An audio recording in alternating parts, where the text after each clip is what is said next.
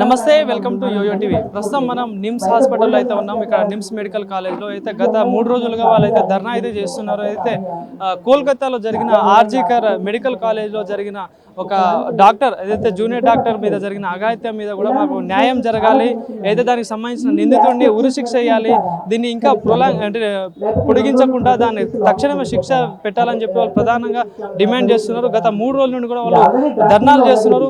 So ఏదైతే నిన్న all India doctors వాళ్ళు కూడా పిలుపునివ్వడం జరిగింది. గత 24 గంటల వరకు కూడా ఎలాంటి వైద్య సేవలు మేము అందించాము, దీని మీద న్యాయం జరిగేంత వరకు కూడా ఈ పోరాటాన్ని ఇట్టే కంటిన్యూ చేస్తామని కూడా ప్రధానంగా డిమాండ్ చేస్తున్నారు.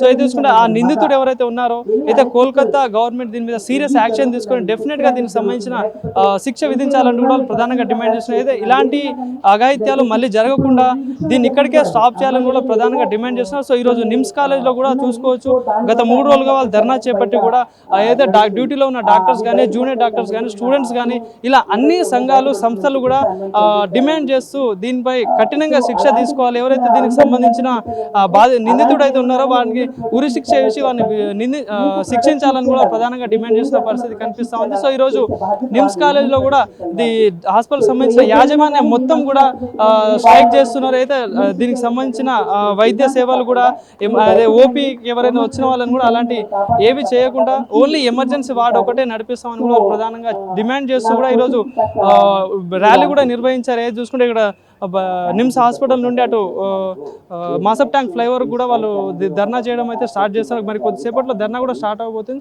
సో మాట్లాడదాం దీనికి సంబంధించి ఇక్కడ ఉన్న డాక్టర్స్ తోటి కానీ వాళ్ళతో మాట్లాడి మరిన్ని విషయాలు తెలుసుకుందాం. సిపిఐ యాక్ట్ అమలు కావాలి. అయితే డాక్టర్ల మీద జరుగుతున్న అఘాయిత్యాలు కానీ, అటు చిన్నపిల్లలు కానీ పెద్దవాళ్ళ మీద కూడా జరుగుతున్న రేప్ల విషయంలో కూడా దీని మీద సీరియస్ యాక్షన్ తీసుకోవాలి.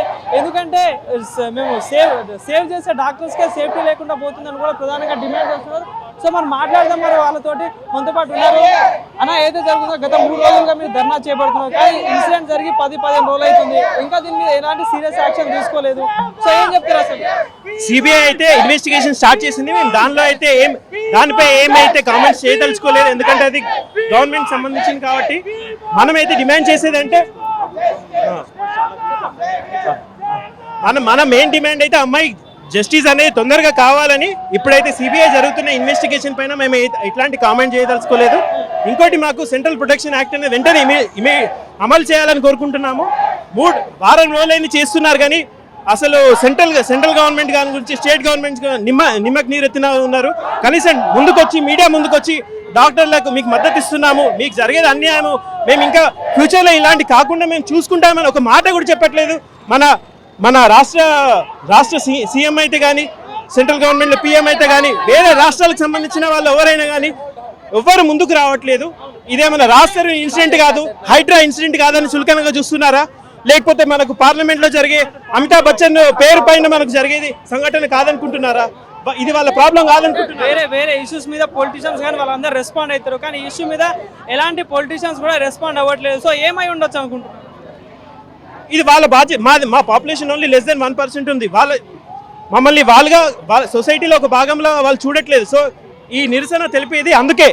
మేము కూడా దానికి సొసైటీలో ఒకరు మమ్మల్ని గుర్తించాలని మా డిమాండ్స్ అన్ని ఫుల్ఫిల్ చేసే వరకు అయితే మేము ప్రొటెస్ట్ చేస్తూ ఉంటాము. ఓకే, కానీ మరి దీని మీద ఇప్పుడు గతంలో చాలా ఇన్సిడెంట్, ప్రీతి ఇన్సిడెంట్ కానీ, అటు చూసుకుంటే దిశ ఇన్సిడెంట్ కానీ, గతంలో చిన్నపిల్లల మీద కూడా అత్యాచారాలు జరిగిన ఇన్సిడెంట్స్ ఉన్నాయి. సో మరి ఇవన్నీ ఇక్కడికి స్టాప్ అవ్వాలి, ఎలాంటి జస్టిస్ తీసుకుంటే స్టాప్ అవుతుంది అనుకుంటున్నారు? సో మనకైతే న్యాయాలున్నా చట్టాలున్నాయి, మనకు బిల్స్ ఉన్నవి, ఇంప్లిమెంటేషన్కి ఉన్నవి. సో ఇవన్నీ అమలుపరిచి ఎంత కఠినంగా అమలుపరచాలంటే మళ్ళీ ఇంకొకరికి ఇలాంటి ఆలోచనే రాకుండా ఉండడానికి అంత కఠినంగా 1-2 అమలు చేస్తే కానీ మనకు సంఘంలో వాళ్ళ అభిప్రాయాలు మారవు. డాక్టర్ల పట్ల కానీ, చిన్నపిల్లల పట్ల కానీ, అమ్మాయిల పట్ల కానీ వాళ్ళ ఆలోచన విధానం మారాలనంటే ఒక సెంట్రల్ ప్రొటెక్షన్ యాక్ట్ అనేది అమలు పరచండి, ఒకరిద్దరిని శిక్షించండి. మెయిన్గా ఇప్పుడున్న ముద్దాయిలను అయితే దాని ప్రకారం శిక్షించి చూపించండి. Government in solidarity to the present situation అని చూపించండి, విత్ డాక్టర్స్ అని చూపించండి. దెన్ ఫియర్లెస్గా వీల్ డూ అవర్ డ్యూటీస్. 36 గంటలు కాదు, 50 గంటలైనా మనం చేస్తామని చెప్తున్నాం. సీఎం కూడా మమతా బెనర్జీ గారు ఒక మహిళ ఉండి కూడా దీని మీద ఆమెను ప్రొటెస్ట్ చేయడానికి ఎట్లా చూడొచ్చు అసలు? మనకు అంటే నేను చెప్పకూడదు, పొలిటికల్గా అవుతుంది. మళ్ళీ సీఎం తనే ప్రొటెస్ట్ చేస్తే తనకు అగేన్స్ట్గా సీఎం తనే, హోమ్ మినిస్టర్ తన చేతిలో ఉంది, ఎడ్యుకేషన్ మినిస్టర్ తన చేతిలోనే ఉంది. సో తను ఎవరి కోసం ప్రొటెస్ట్ చేస్తుంది, ఎవరి మీద ప్రొటెస్ట్ చేస్తుంది? తన పైనే ప్రొటెస్ట్ చేస్తుంది. తను as a law and order health home మినిస్టర్గా, ఎడ్యుకేషన్ మినిస్టర్గా, సీఎంగా తనకు తానే అగేన్స్ట్గా ప్రొటెస్ట్ చేసుకుంటుంది. ఇది మరి అందరికి అర్థమవుతలేదా అని తన దృష్టికి ఎవరైనా తీసుకెళ్తున్నారా లేదా, మరి అది తనకే వదిలేస్తున్నాను ఇంకా.